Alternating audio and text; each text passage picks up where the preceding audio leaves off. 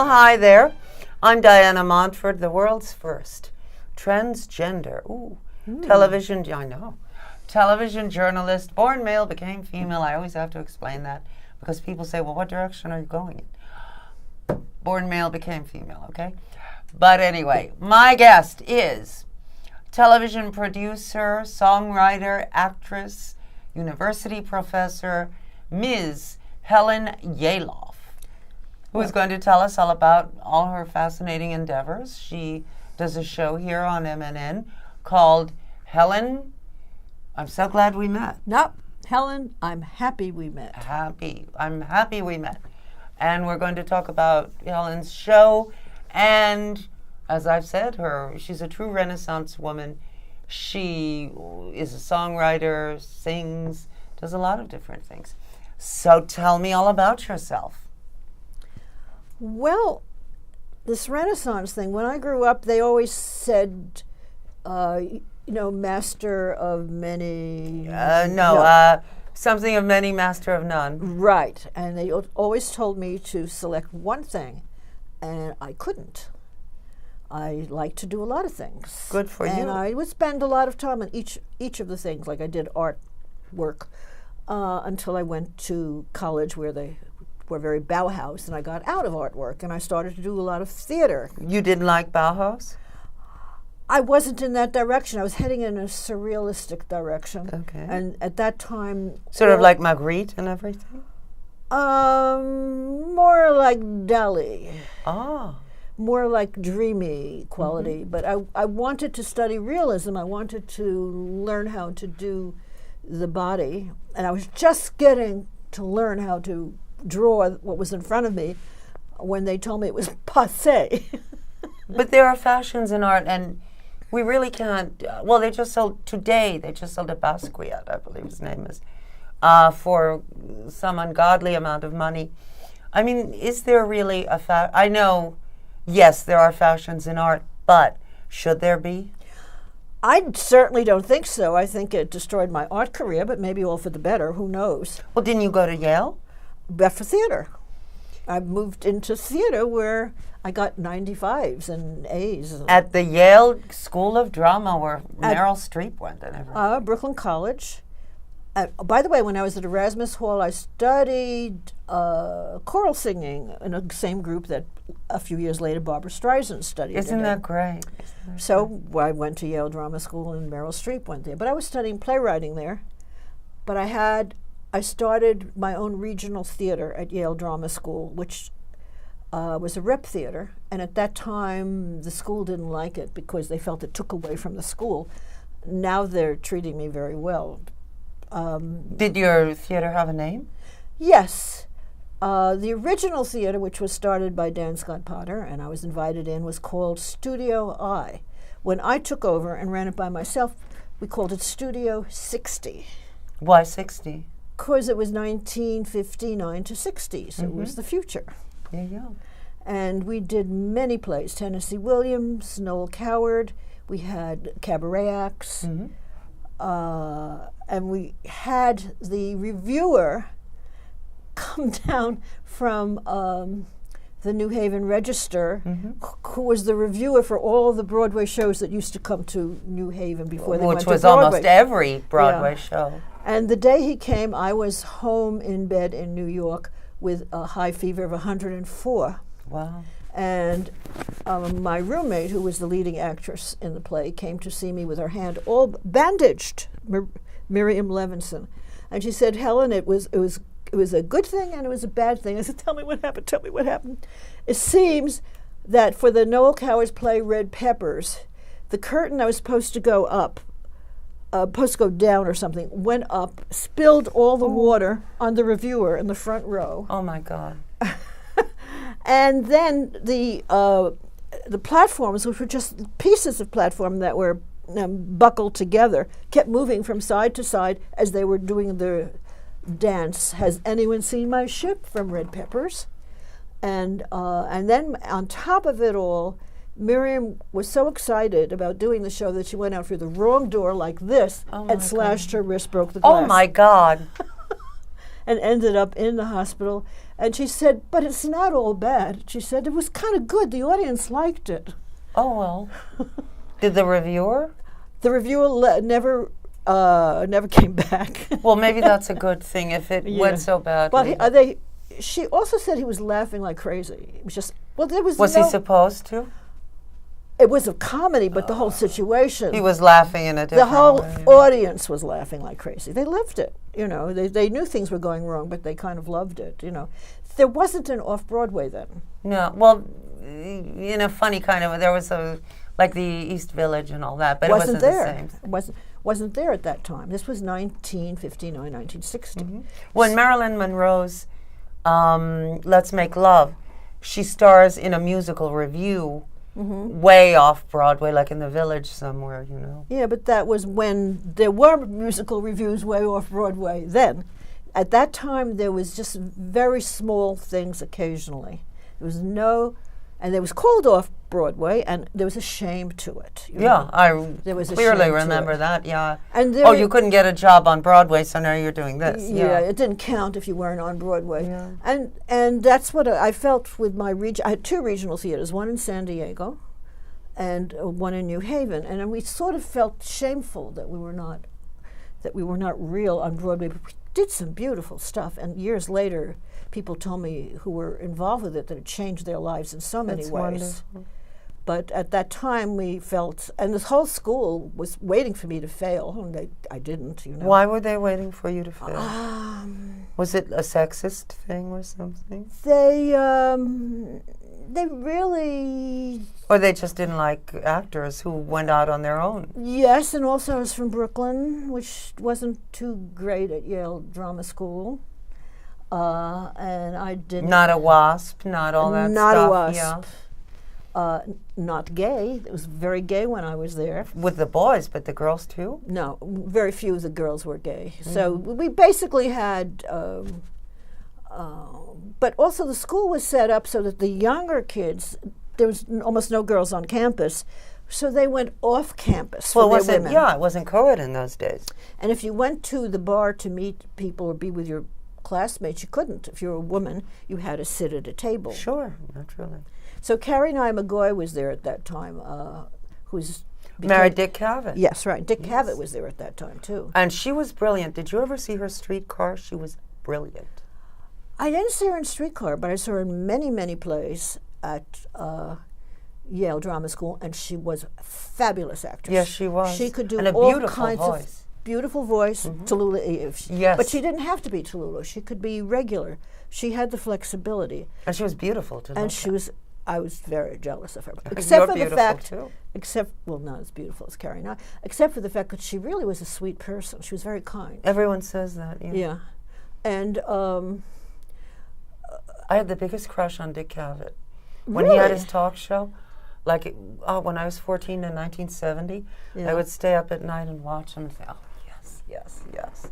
I thought it was the most gorgeous thing. He is good looking.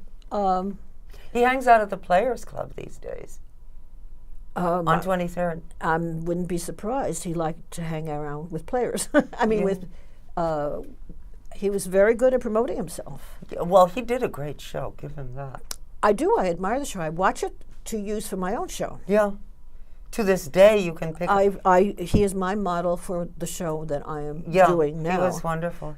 He's intelligent and whatever. I like that, I do too. And what amazes me is that all the people on his show really, whom you ordinarily would not like to be on TV shows, like Betty Davis Alfred and Lunt so and forth. Lynn Fontanne. They're just Katharine Hepburn. He managed, yes, Katharine Hepburn. He just managed. Lauren Bacall, who wiped up the floor with him, but that's a difference. I didn't see Lauren Bacall. Oh, she was great. What do you mean by wiped up the floor? He said something, he was being very grandiloquent, and she said, oh, yes, those are the words you use to show how clever you are.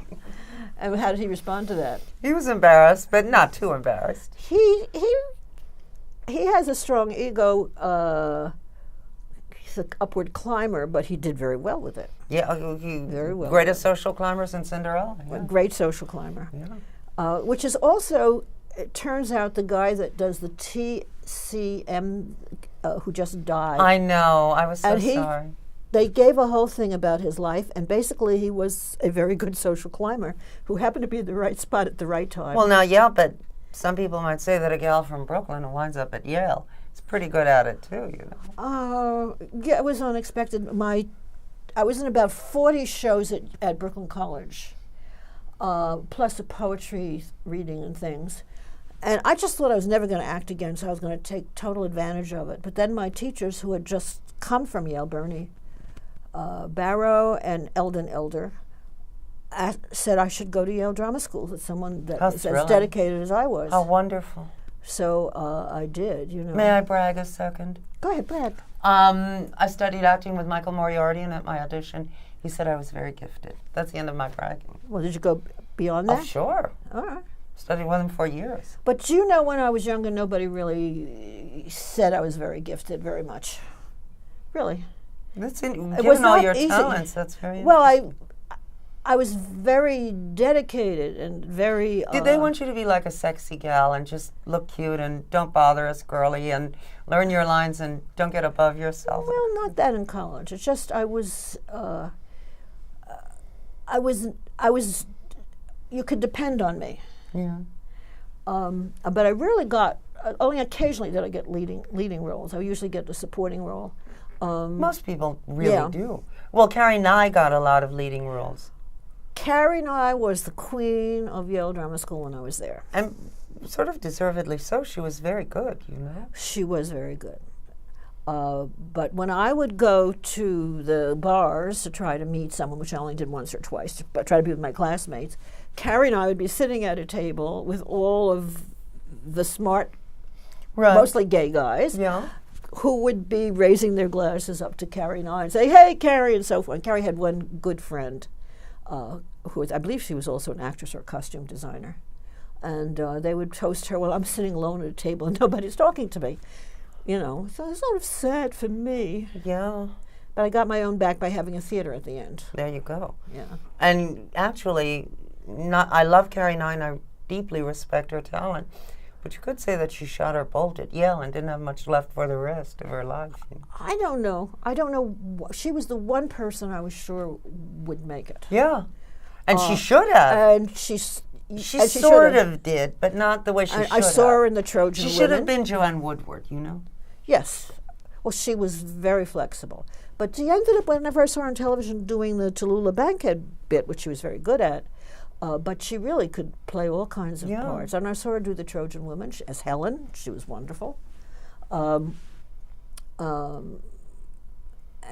whenever I met her, she was very nice, very sweet. Very, very. I don't know. I mean, people may have told me that she might have been difficult in shows, which is why they didn't continue to cast her. Most perfectionists are. But she was never difficult in my knowledge. But so remember how they treated women in those days. Yeah. If you even offered a comment, you were difficult.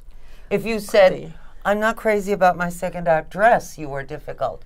If you weren't a piece of wood and did exactly what they wanted, you were difficult. It could be. It could be that was the reason. But And also remember, she was a very beautiful woman. Yeah. And some gay men might have been a little jealous, maybe. I don't know. The gay men were toasting her at Yale. They loved her. I mean, you know, she was the toast of Yale. And let's talk about you. Poor Carrie Yalof has gone on to her reward.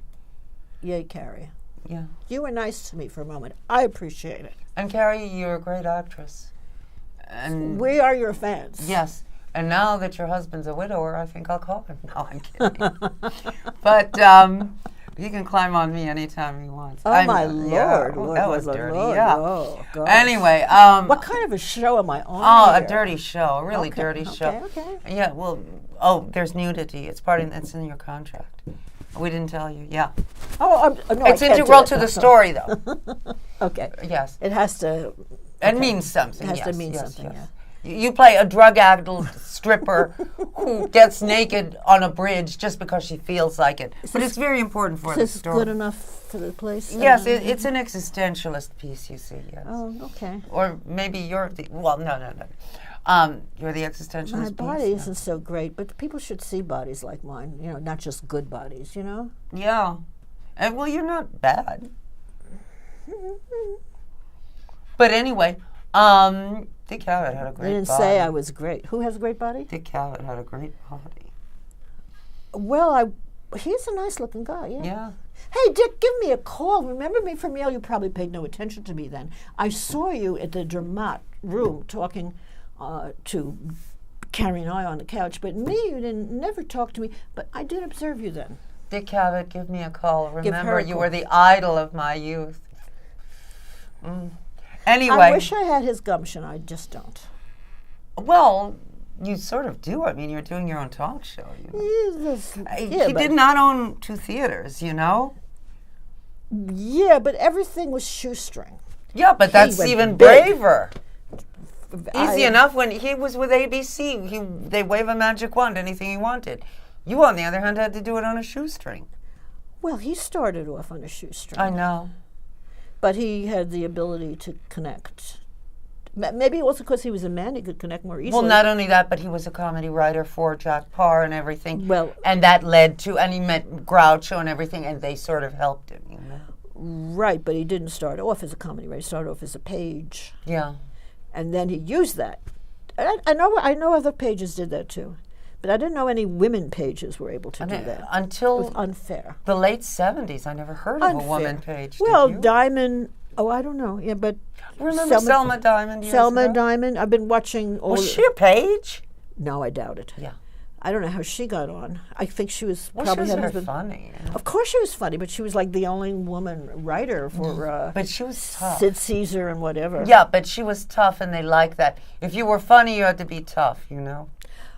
Or silly. That's great. But then you can't be a writer if you're silly. Well, okay, there was her, there was Phyllis Diller, there was... Well, Mom's Mabley, yes, black ones, yeah. Yes. And she'd been working since the teens. Who, Mom's? Mom's Mabley, and she was considered quite dirty in her youth, you know? And others, you Well, know... that's an appeal that she was able to get across to the audiences that For the could Ed see her. Sullivan And Show. also, was she on the Ed Sullivan Show? Oh, yeah, a lot, in the 60s. Was she dirty on the Ed Sullivan Show? No, of course God not. help her. Yeah. That would have been her last appearance on the Ed That's Sullivan right. Show. Yeah. So, now, tell us about your show today. Okay. Well, what happened, I was here about 10 to 12 years ago, and I was very upset that I sing in many styles. I have a voice that's a 4-octave range. You give us a short demonstration? Oh, I don't know. I wasn't expecting this, but should I sing my own song? Should I sing Summertime and the living is easy? I don't know what I'm singing, but I'll sing it to you. Hey, Diana, I'm on your show today. There you go. And I'm very happy to be here with you on your show.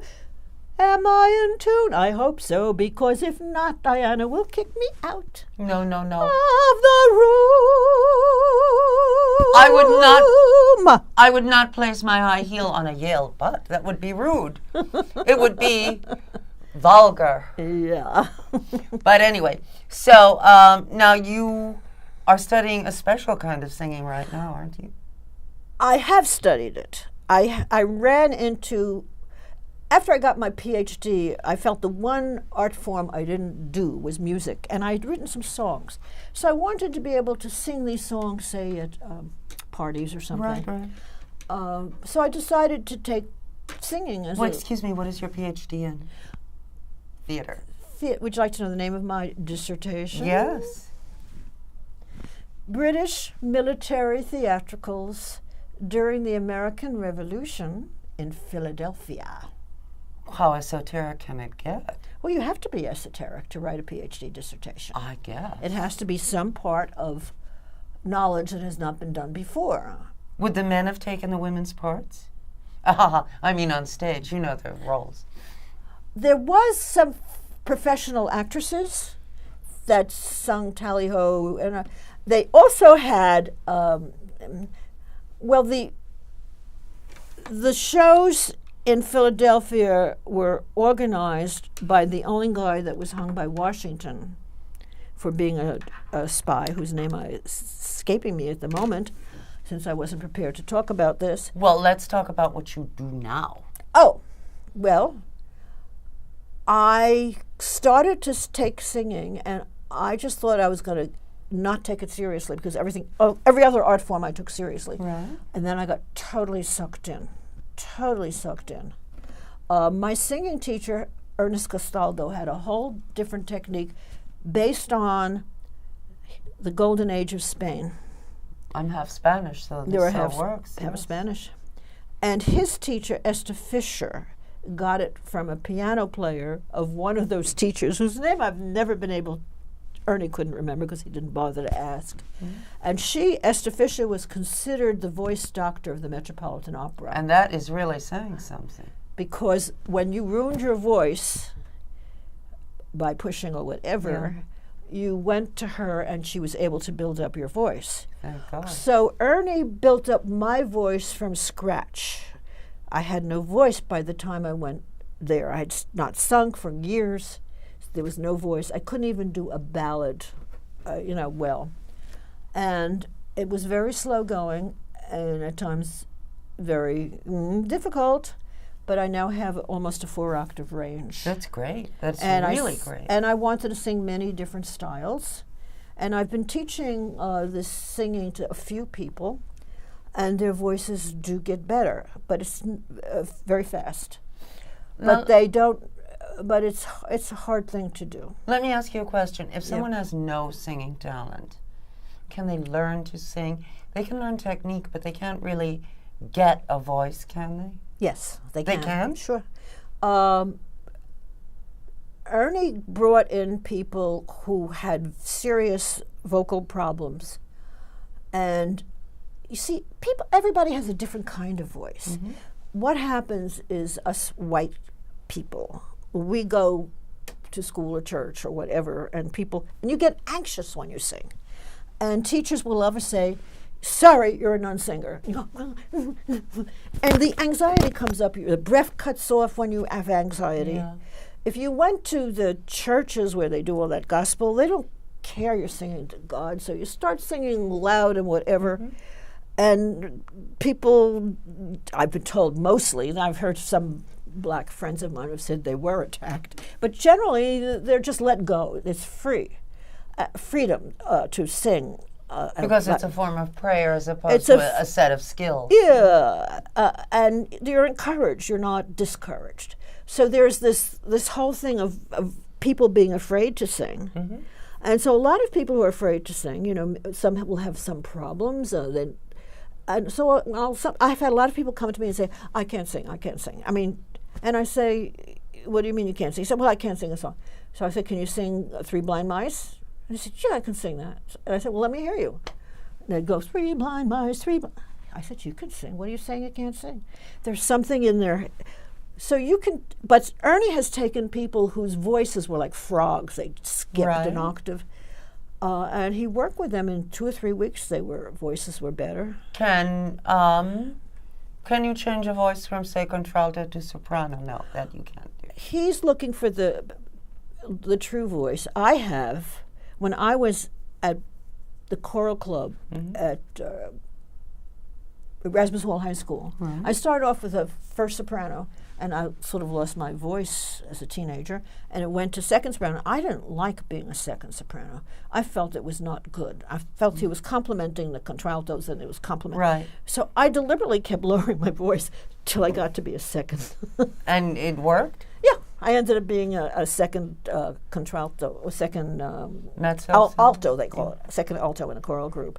So I did it, but I don't know that everybody can. And different people have different knacks, and you have to go with the knack. You seem more determined than most people, so most people probably wouldn't give it as much as you do, Maybe, yeah. I in that case, I just didn't like being a second soprano. I mean, do you ever accept students, pupils? I've had a few pupils. It's yes. I've had a few pupils. Can you tell us how someone would contact you if they wish to study with you? Okay. My email is based on my TV show, which we haven't discussed enough, but okay. Helen, I'm happy to meet you. Right, but my email is I'm happy we met @gmail.com, and there's no hyphen after the I because they don't accept it. I'm happy we met @gmail.com, or I can contact Diana and she'll contact me, right? Right. And let me ask you a question. Yeah. In the 2 minutes we have left, Ooh, this went when fast. does your show air? It airs every 2 weeks. I think there'll be one on in a week from now. Tuesdays at 8:30. Oh, good time. HD. 1993, I think. Right. It is, yeah. And also you can get it on the web page. MNN.org. Right. And that would be all over the world. And you can get it on YouTube because I put Yes. it on YouTube. So most of my shows are on YouTube. I like to be creative. I like to take chances. So And your name is Helen Yalof. Helen Yalof. Yalof. Yale. I was at Yale, and I'm now off of it. Yalof. There you go. Yes. And gee, we have a minute and 58 seconds, 56 Should I do a seconds. striptease with that time? If you want to. How about But, you doing that? Yeah. Anyway, so tell me, You left out that I was chair of a theater department There at you City go. University. where? City University, Queensborough Community That's College. fabulous. That is fabulous. Well, okay. I got most of my work has been doing as a professor at the City University, where I worked with a lot of students, teaching them acting and things like And that. now City College here in New York does not charge tuition again. After Really? yeah, they just started that. They have gone back in 1991. I think they started charging, and now if you're a full-time student and can't afford the tuition, you can go for free again. How good of it, because that's what happened when I went to school. It was Yeah, free, absolutely. for which I'm very grateful. Yeah. Yale wasn't free though. Oh, no. But I was sort of on a half scholarship with John Gassner. That's great. He's my mentor there. Anyway, my guest has been Helen Yalof, Yalof, yay! who is the producer and host of Helen, I'm Happy We Met, Yeah. on Tuesday evenings at 8:30. Channel surf and you'll find it. And I'm Diana On YouTube. and on YouTube. And I'm Diana Montford, also on YouTube and all over the place, just channel surf. I'm Diana Montford. This has been the Diana Montford Show. Hey, take good care of yourself, whether you can sing, whether you can't sing. Even if you've never been to Yale and never will be to Yale, it's fine. What the hell? Yeah, right. I love you a lot, and I'll see you next time. And you take real good care of yourself, and we'll see you next time. Bye. Bye.